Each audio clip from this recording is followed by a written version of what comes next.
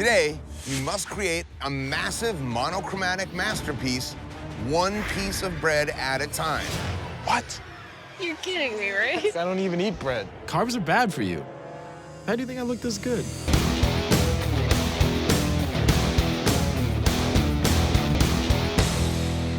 For today's Flash Challenge, you have just one material at your disposal. Brown packing tape. What? Your canvas today is an 8-foot by 4-foot sheet of plexiglass. By applying layer upon layer of tape, you must create a high contrast image. How am I gonna show contrast with tape? It's pretty one-dimensional. Guys, this is gonna be a painstaking, slow process. I don't wanna see any meltdowns. Do something creative. It's all you have is light and dark. Team Nunez, not only are you safe from elimination this week, but you're also calling the shots. You get to assign the overall style for Team Peck's designs. Okay, Team Nunez, take a moment and discuss. You guys have any ideas? What about having them held like that? More than is that too easy? You know what I mean? Like. All right, Team Nunez, please tell Team Peck what the style is for this Flash Challenge. A face. I have no idea how I'm supposed to make a face out of tape. That's the hardest thing that they could pick for us, and that's how they like to play. 5, 4, 3, 2, 1. That's it. Time's up. Like, what the actual is this? Yeah. Gian is tricky. The canvas is transparent, so Gian sketched his entire design out on paper and taped it to the back of the canvas. He just outsmarted us all. Are you kidding me? That is cool, man. Okay, artists, it is time to critique your work. Gia, start with you. You have a lot of rich, dark, concentrated areas that really let the light stand out strong. A lot of good use of contrast, but her looking 3/4 and her face at an angle, I feel like the cross now looks off-centered from where her face would be. Mike. Mike, I like what you did with the cross-hatching layers. How it goes from dark to light really shows a nice contrast. I like the graphic shape of the eyes and the nose and the mouth. I love the hair that really looks like it's going over and under each other. You definitely hit contrast. Thank you. Boneface. It has a stencil street art feel. You have your dark values, you have your tones, but the real thing that I like about it is actually the straight vertical lines in the face. This is definitely something you would see painted somewhere. Boneface's tape art looks like him. Come on, man. I know you're lazy, but really, this? Ryan. What I really like is the 4 tones. You have your dark, your medium, your light, and then your natural tone. And the only place that you really let the white peek through were for your forced highlights. And I really love that look. But also you have some great definitive shapes in here that map out the contour of this face. Pupils in the center, super dark, nice highlights, even the little inference of eyelashes underneath the eye. Great use of contrast. Matt. The thing that you lost in this attempt is the finesse. It looks like the hair is on fire, not just the church. Capturing the shapes of the face, you didn't really get the interesting contours that a couple other people got. I know you're from Salem. Like, everything you do is the same thing. You gotta break out of the box, bud. Nate. I took a way different approach. I ran out of time. Yeah, Nate, I think the approach you took with this is counterproductive. You turned up the contrast so far that it's just stark. All the sharp cuts you have everywhere, even the rose, it has such a one-shot feel to it. It's so perfectly outlined and perfectly solid. That definitely ate the clock. I tried. Gian. I really love what you did here. I love the way that you textured the shading from your darkest in the hair to your middle tone in the headdress. It's just spot on. What you really notice is the intricate design. Attention to detail is awesome in this piece. Gian, you magical mother. He made this thing so clean and so precise. I have no idea how he did it. Let's hope your aim is on point, because today you must create a work of art, one shot at a time. Shit is about to get really fun. Guns a-blazing. Using nothing but a paintball marker and 7 different colors of paintballs, you must turn an 8-foot by 20-foot wall into a masterpiece. We have to do precision. Big canvas means big piece of art. A lot of space. Yes, there is, especially for 2 people. Paintballs are going to be the antithesis of precision, so you're going to have to find a way to create it.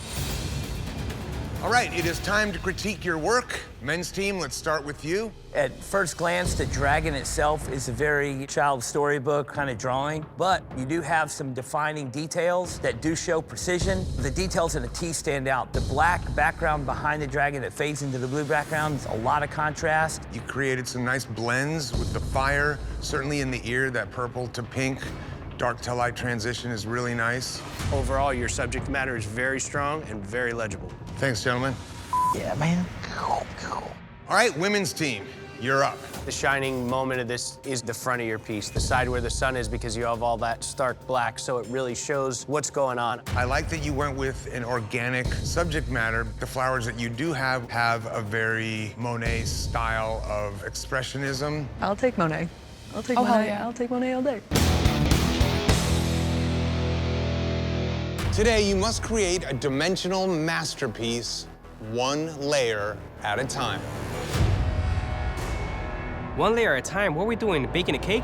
Using 10 4x4-foot panes of plexiglass, you must paint each layer to create a cohesive dimensional piece of art. Man, that is so much surface area to cover and create something with that kind of depth. How the hell are we ever gonna pull this off? Teamwork is essential, as every single panel must work together to form one amazing image. Okay. Wow.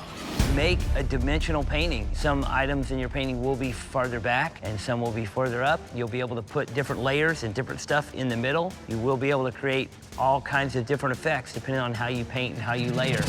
All right, guys, it is now time to critique your work. Team Anthony. The painting quality on this is beautiful. The really, really strong color hits on the underside of the clouds that then fade nicely into the richness of the slate blue-gray sky. You hit that just right. Where I have a problem is where that river goes to the bridge. The point where the river disappears is higher than the background where the tree goes. It really looks like that water is going up. That was a miscalculation on my part. Other than that, it's just beautiful. Thank you, man. Good job. Team Steve. The dimension that you get and the horizon line of the Trail of Blood midway through, and then that big cliff with the Reaper on it in the clouds. It shows a lot of depth, it shows a lot of height. There's a lot of motion to it and really get the feeling that that mist is moving. This thing came out pretty cool. We hit all those as well, too, so I think it'll work out really well for us. Team DJ. We wanted to create a scene that when you walked up on it, just like you were looking out your window, you could move your head and look around and look under branches and see dinosaurs and around corners. You guys painted this thing incredibly skillfully. Your first panels, I can see them in HD. Beyond that, I can't clearly define what there is. That was like a big part of our dimension. It was kind of like HD, HD, HD, and then it floats back to nothing like you would actually see in nature. The whole background is on one panel. Whereas you look at someone like Steve, who did it on multiple panels, there was more dimension. And I think that's the one area on this that you may have missed it. I have no idea what's going on. It's super hard to read. This piece just looks to me like my daughter stuck a whole bunch of stickers all over her window. For this flash challenge, ingenuity is critical, because today you must make the human form disappear. What? Using black, white, and colored UV body paints, you must completely transform your model so that when the lights go out, the human form becomes something else entirely. I've been a professional airbrush artist for 25 years. I'm pretty sure I'm gonna do well on this one. While painting, you will each have a small black light to illuminate the area you're working on. However, your full design will not be revealed until the end of the challenge. This is all about illusion. The teams are set. Let's meet your models. Oh. That's a lot of nakedness.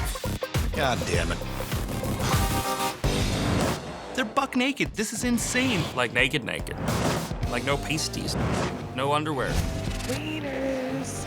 I haven't seen a wiener in a minute. I'm stoked. Time to critique your work. First up is Keto and Tyler. All right, guys, hit the lights.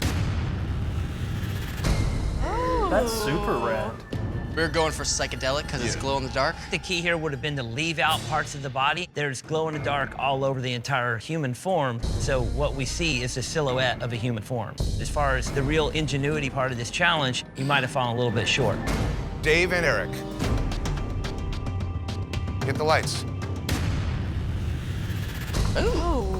We figured we'd take a little risk and try to shape the body first. You really do lose the sense of what the shape of the body is. I like the way that you end it at the bottom to where it stops thigh high, then it disappears. You actually save yourself a lot of work. That also shows ingenuity because you're working smart, not hard. I think you did a great job. Duffy and Chris. This is a really, really creative approach, and you've shown a lot of ingenuity here. We want to talk about cool things that are artistically inspiring and move your competitors to try to rise to your level. You did an amazing job. St. Mark and Marissa. Great use of the body with the movement to show ingenuity. It's a strong image, really using the negative and having the falling petals work to your advantage. It gives a nice, warm effect because of the colors that you chose. Very cool, guys. Thank you. Matt and Katie. Ooh, that's cool. The strength of this is the concept. I love the depth of field that you have. You use so much negative space to really bring out the positive. When the lights went off, the balloon on the back of her head completely eliminated the human form. It took me to a scenery, and that really shows ingenuity. Cruzman and Earl. I don't really see the human body once the light goes out, but I also don't see any kind of real artistic creativity.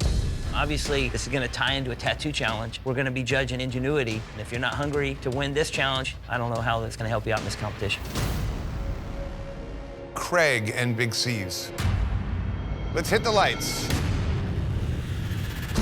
Get out of town. Performance theater here. You created a root base with his legs, the trunk, the limb, the real moving, functioning snake. It's very commendable. I don't think that they expected this coming from us. I think it just nailed us this win. Normally on this racetrack, to win, you have to burn rubber. But for you to win, you're gonna need to burn bread. What the? No way. Are we making toast? Today, you must create a massive monochromatic masterpiece, one piece of bread at a time. What? You're kidding me, right? I don't even eat bread. Carbs are bad for you. How do you think I look this good? Using nothing but bread, glue, and blowtorches.